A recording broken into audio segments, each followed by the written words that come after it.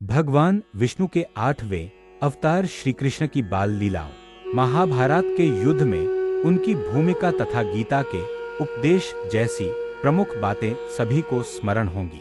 लेकिन भगवान श्री कृष्ण की मृत्यु उनके पुत्र के कारण कैसे हुई, इसके बारे में बहुत ही कम लोगों को जानकारी होगी। आज हम आपको बता रहे हैं भगवान श्री कृष्ण के मृत्यु से जुड़ी उस घटना के बारे में जिस कारण से उनके पूरे कुल का नाश हो गया। महर्षि वेद व्यास रचित महाभारत के मौसल पर्व में भगवान श्री कृष्ण की मृत्यु और उनकी द्वारका नगरी के समुद्र में समा जाने का विवरण दिया गया है। श्री कृष्ण की 8 पत्नियों में से जाम्बवती के पुत्र का नाम सांब था। देवर्षि नारद, दुर्वासा, विश्वामित्र जैसे कई ऋषि मुनि भगवान श्री कृष्ण से मिलने के लिए द्वारका नगरी पहुंचे थे। सांब ने शरारत वश एक स्त्री का वेश धारण कर लिया और उन ऋषि मुनियों से पूछा कि उसके गर्भ में बेटा है या बेटी। एक ऋषि उसकी शरारत को समझ गए और गुस्से में सांब को श्राप दिया कि वह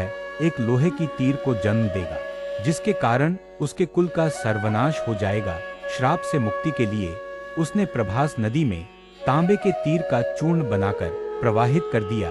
उस चूर्ण को एक मछली ने निगल लिया। कुछ समय पश्चात द्वारका में नशीली चीजों का सेवन बढ़ गया। छल कपट, विश्वासघात जैसी चीजें वहां के लोगों में आ गई थी। लोगों के गलत आचरण और कार्यों से पाप बढ़ गया था। पाप से मुक्ति के लिए भगवान श्री कृष्ण ने अपनी प्रजा से प्रभास नदी के किनारे व्रत स्नान आदि का सुझाव दिया। उनकी सारी प्रजा वहां चली गई, लेकिन वहां पर आपस में ही उनकी लड़ाई हो गई, जिसमें अंत में श्री कृष्ण और उनकी प्रजा के कुछ लोग बच गए। श्री कृष्ण के आदेश पर बाकी प्रजा हस्तिनापुर चली गई। इस बीच भगवान श्री कृष्ण वन में ध्यान मुद्रा में थे। इसी बीच वहां एक बहेलिया आया।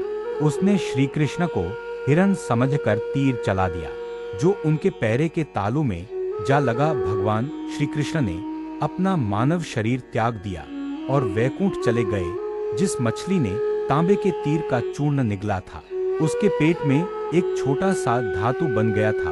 उस मछली का शिकार बहेलिया ने किया और मछली के पेट से वह धातु मिला था, जिससे उसने तीर बनाया। उस तीर से ही श्री कृष्ण के इस अवतार का अंत हो जाता है। उधर द्वारका नगरी समुद्र में डूब गई।